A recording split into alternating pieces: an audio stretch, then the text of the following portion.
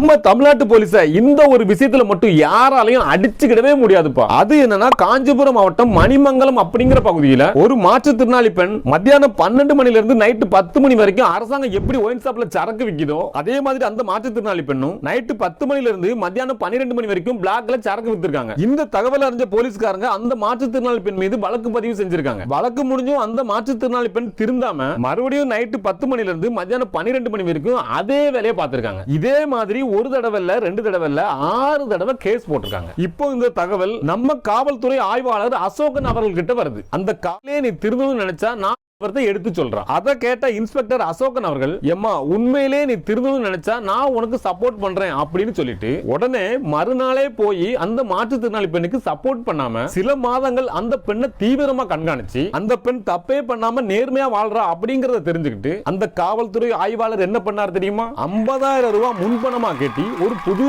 ஆட்டோவை வாங்கி அந்த பெண்ணோட மனசை மட்டும் இல்ல நம்ம எல்லாரோட மனசையும் நெகிழ வச்சுட்டாரு நம்ம காவல்துறை ஆய்வாளர் அசோகன் அவர்கள்.